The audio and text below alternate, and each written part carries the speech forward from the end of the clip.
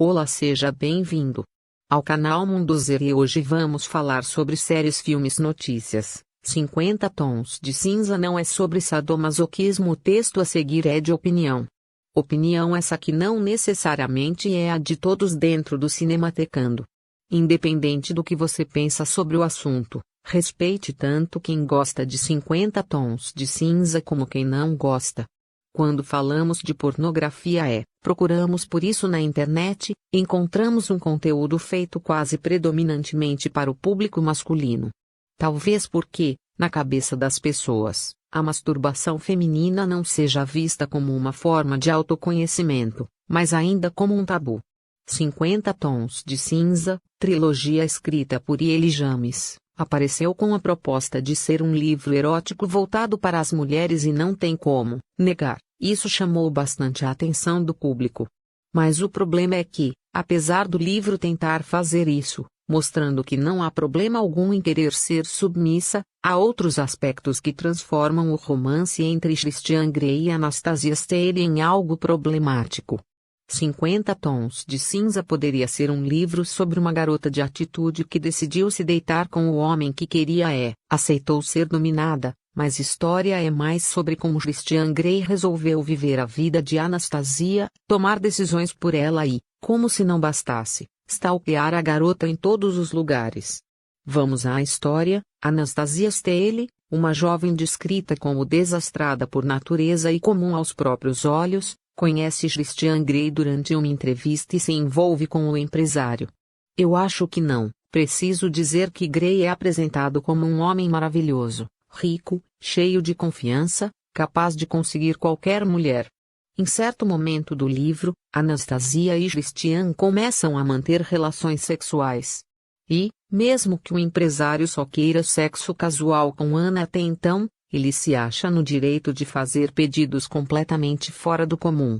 Antes de qualquer coisa, eu não estou falando mal de sadomasoquismo nem estou querendo dizer que Anastasia está errada em ser submissa. Por isso, vamos lá. Qual a diferença entre sadomasoquismo e violência doméstica? Algumas pessoas ainda confundem sadomasoquismo com violência, mas é algo completamente diferente.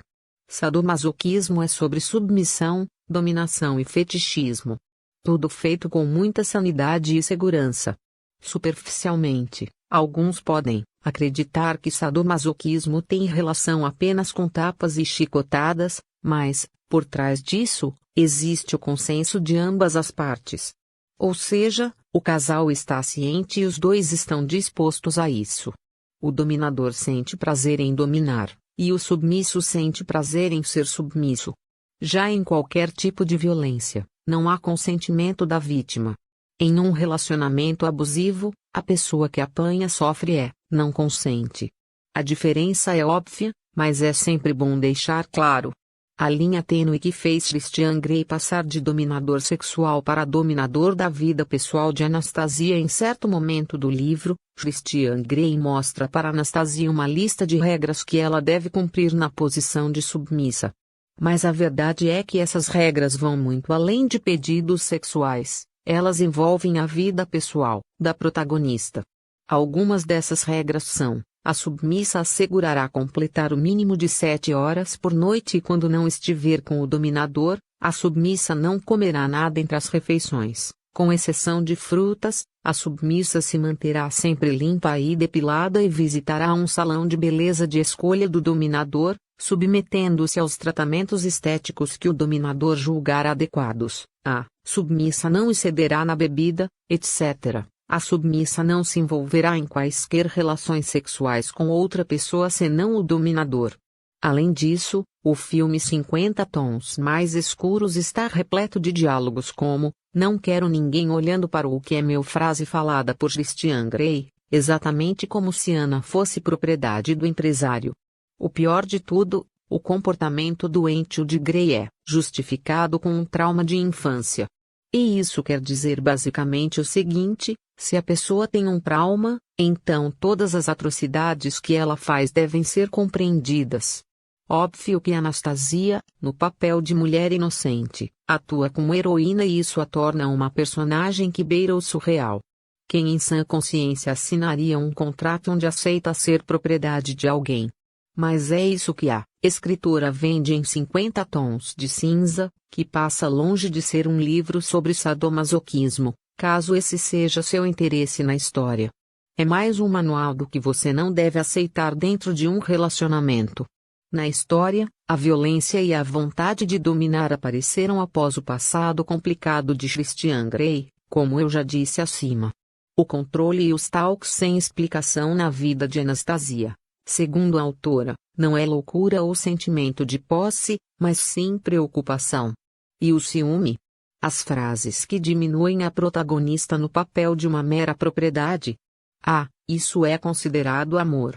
Da maneira como é retratado, corre-se o risco dos leitores da trama também acreditarem em tudo aquilo sem ver problemas no jeito que Christian cerca a vida de Anastasia.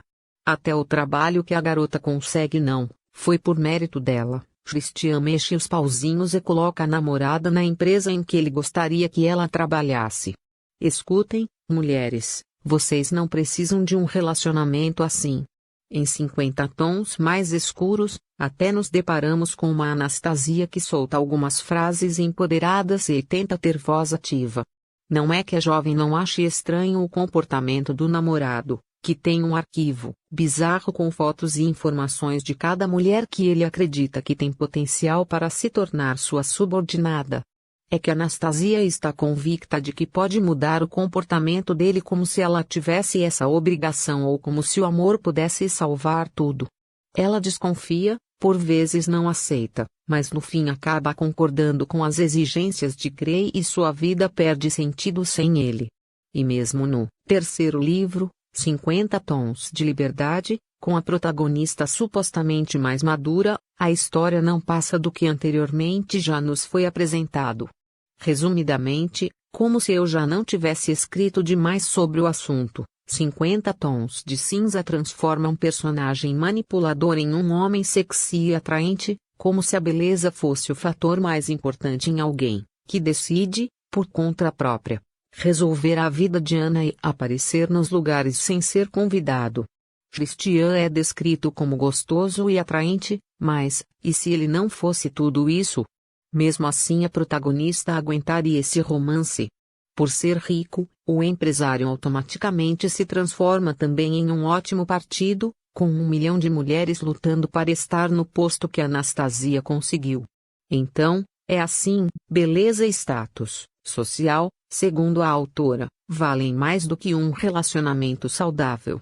50 Tons de Cinza não é uma revolução, a história mostra exatamente o papel que o homem e a mulher representam atualmente na sociedade, mesmo com um movimento feminista muito forte lutando pelos direitos das mulheres.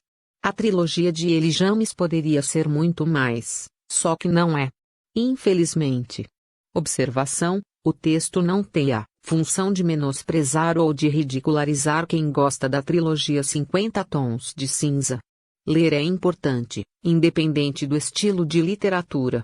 Então continue lendo o que você gosta. Essa é só a visão particular da autora do texto, que não necessariamente é a visão de todos da equipe